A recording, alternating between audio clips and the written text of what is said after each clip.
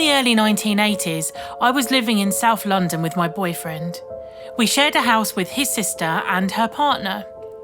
Although the property was divided into separate flats, they did not have their own front doors. We just had a back door and a front door that opened onto the street. My boyfriend's parents lived in the house next door. The back garden fence had long been removed so that both households could enjoy the space. It was a mid-terrace Victorian property, just as you would imagine.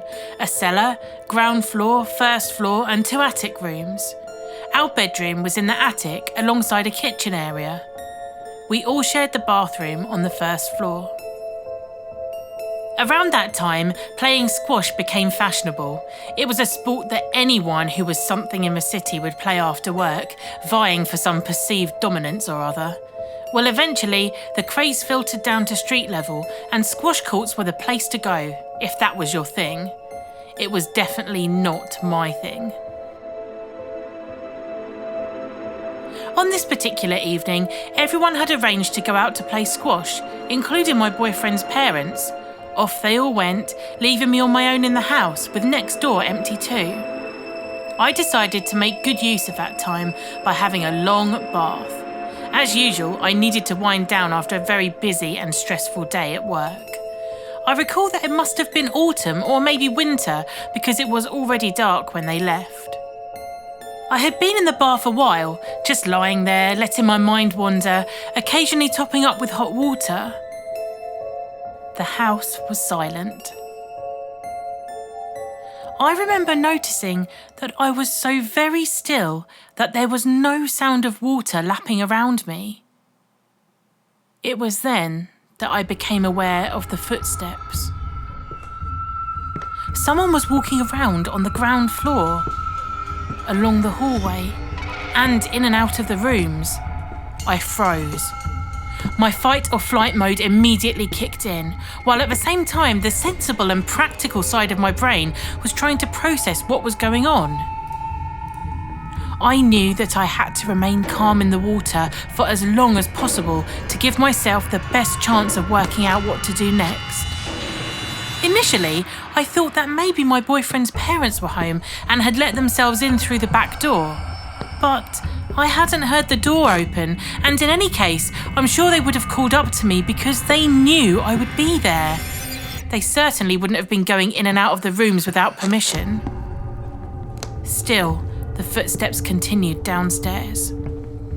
I told myself that maybe the sound was travelling from the other neighbouring property in the terrace, since our staircase and theirs was separated by nothing more than the width of an internal wall. That was not the answer either.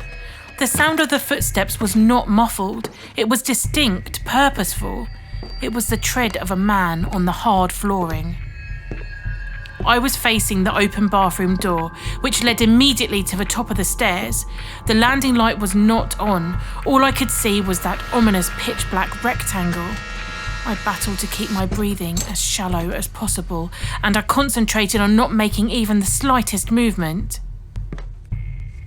By now, my ears were ringing. I could hear the rhythmic pulse of blood pumping around my body. I was desperate not to attract any attention to myself. I have a very vivid, terrifying memory of thinking that it would be only a matter of time before the intruder decided to explore the rest of the house. I had to decide if I wanted to be assaulted while naked in the bath, or at the top of the house where there would be no escape. I'm quite single-minded when the going gets tough. So, being brave was my only option, the only way to give myself a slim chance of being able to fight back. Still, those footsteps continued, in and out of the reception rooms on the ground floor. There was nothing to hand that I could use as a weapon. I was certain that once I made a noise, he would know that he wasn't alone in the house, and then the attack would begin. I just had to go for it. I climbed out of the bath, wrapped a towel around myself, and went through the doorway, along the landing and up the stairs to the bedroom in the dark. Somehow I managed to walk. Running would have immediately alerted him. My feet moved swiftly and soundlessly up the carpeted stairs.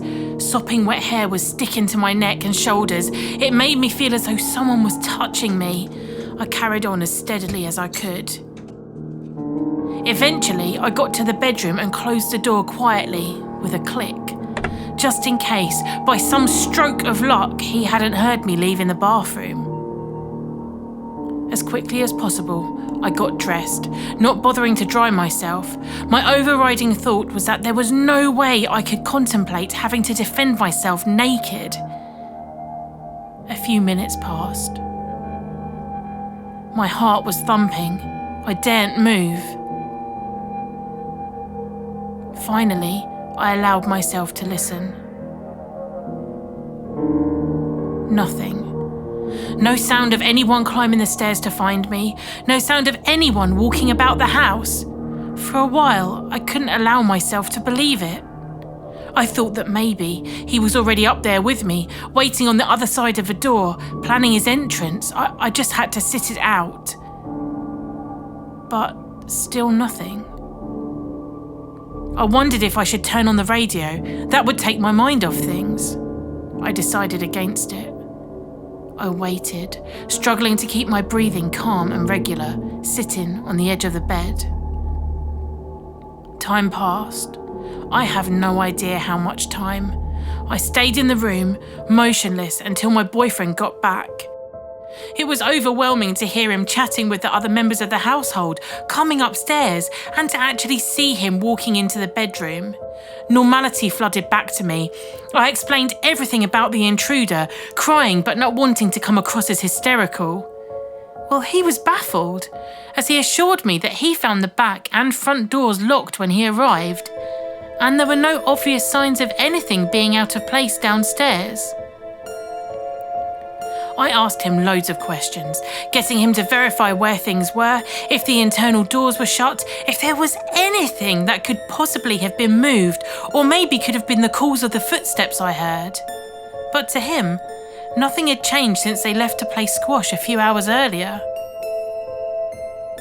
Now, I don't usually speak about this type of event. I'm not someone who's particularly sensitive to paranormal events or strange atmospheres. However, I have occasionally witnessed phenomena that I can find no explanation for. The most important thing for me after this ordeal was that I was believed.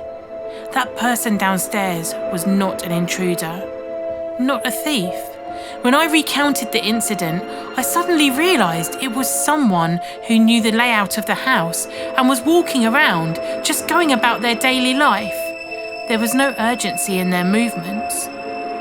My boyfriend was concerned for me, but not at all surprised by my account of what happened.